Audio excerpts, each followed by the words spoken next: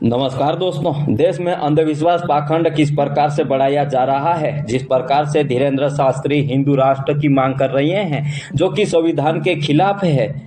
हमारा संविधान कहता है आर्टिकल 25 कि हिंदू, मुस्लिम, सिख, ईसाई इस देश में प्रत्येक नागरिक को यह अधिकार है कि आप किसी भी धर्म को मान सकते हैं और यह देश धर्मनिरपेक्ष है। हिंदू राष्ट्र कैसे बन सकता है। धीरेन्द्र शास्त्री जैसे पाखंड लोगों की यह कोई पोल खोलता है, उन्हें एपीओ किया जाता है। जिस प्रकार से भंवरलाल परमार जो पाखंड के खिलाफ उन्होंने आवाज उठाई है, तब उन्हें गवर्नमेंट द्वारा एपीओ किया गया है। दोस्तों, उससे पहले आपको बता दें कि आदिवासी यहाँ पे जो भारत देश के मूल निवासी हैं, और आदिवासी ना आस्तिक है और ना नास्तिक है, आदिवासी वास्तविक है। उसका मतलब ये है दोस्तों कि आदिवासी यह हिंदू, मुस्लिम, सिख, ईसाई, पारसी सारे धर्मों का बाप है। इससे भी बड़ी बात यह है दोस्तों कि आदिवासी जल, जंगल, जमीन की पूजा करते हैं। करोड़ों सालों से आदिवासी जल, जंगल, जमीनों को पूजते आए हैं। लेकिन ऐसा कौन सा धर्म है जो आदिवासियों के जो पूजा अर्चना करने वाले को ना मानते हो। ऐसा मुझे कोई धर्म बताइए। क्या हिंदू धर्म, मुस्लिम, सिख, ईसाई, पारसी, बौद्ध, क्या ये सारे धर्म के लोग क्या पानी नहीं पीते हैं? क्या सांस नहीं लेते हैं? क्या वो भूमि पर नहीं रहते हैं? दोस्तों, यह पंचभूत तत्व अंतिम सत्य है और इसे आदिवासी लोग पूजते आए हैं सदियों से। यहाँ पर कोई धर्म नहीं था, उससे पहले ही आदिवासी लोग पूजते आए हैं। अब यहाँ पर सीधे से हम कह सकते हैं कि इन पंचभूत तत्व से ना कोई धर्म बचने वाला है और ना ही कोई इंसान बचने वाला है। यानी कि अगर हवा और पानी नहीं मिली तो सारा देश, पूरा विश्व खत्म हो सकता है।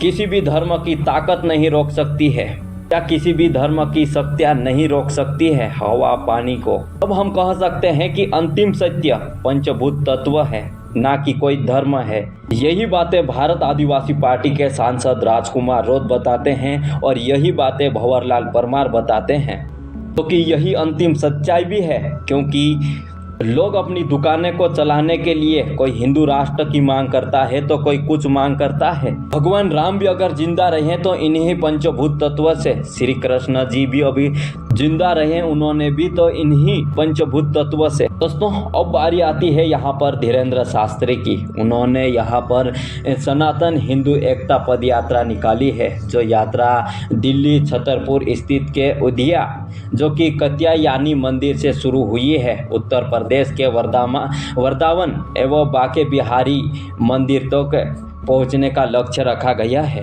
जो कि दिल्ली, हरियाणा, उत्तर प्रदेश के इलाकों की होकर गुजरेंगे। दोस्तों, भारतीय संविधान के आर्टिकल 19 कहता है अभिव्यक्ति की आज़ादी, यानी कि आपको बोलने की आज़ादी है। इसी आर्टिकल का प्रयोग करके धीरेन्द्र शास्त्री हिंदू राष्ट्र की मांग कर रहे हैं, जो कि पूरी तरह से संविधान के खिलाफ है। गृह मंत्री कहते हैं कि ऐसा हो ही नहीं सकते हैं। लेकिन हिंदू राष्ट्र यह संविधान के खिलाफ है, तब यह धीरेन्द्र शास्त्री पर FIR क्यों नहीं होती है?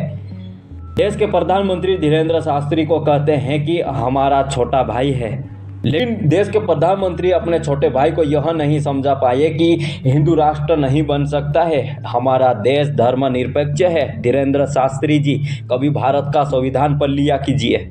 आखिरकार धीरेन्द्र शास्त्री पर कब कार्रवाई की जाएगी? दोस्तों, ये भारत का संविधान इसी पाखंड लोगों, धीरेन्द्र शास्त्री एवं अन्य लोगों को रोक कर रखा है। नहीं तो यहाँ दलित, पिछड़े, आदिवासियों को ये लोग कुचल कर रख देते। आपको विश्वास नहीं होगा, लेकिन आपको बता दें कि आपने सती प्रथा का नाम सुना है। धर्म के नाम पर किस प्रकार से स्त्रियों को जिंदा जला दिया जाता था। अब आप गुप्त काल में जाकर देखिए किस प्रकार से यह धर्म के नाम पर, जातियों के नाम पर दलित, पिछड़ों को किस प्रकार से गले में और पीछे झाड़ू बांधकर घुमाते थे। 1927 में महार सत्याग्रह, यह महाराष्ट्र के चौदार तालाब में यहाँ पर दलित आदिवासियों को पानी नहीं पीने दिया जाता था, क्योंकि यह दलित आदिवासी पिछड़े हैं, अछूत हैं। आखिर दलित आदिवासी कैसे अछूत हैं? दोस्तों, इसे समझिए। हिंदू धर्म के आधार पर 4 वर्ण है, ब्राह्मण, क्षत्रिय, वैश्य और शूद्र। पहले इसे काम के आधार पर बांटा गया था, बाद में उसे धीरे धीरे उन्हें जाति के आधार पर बांट दिया गया है। यहीं से शुरू हुआ है छुआछूत, और ब्राह्मण अपने आप को श्रेष्ठ मानते थे और ब्राह्मण भगवान का दूसरा रूप मान रहे हैं।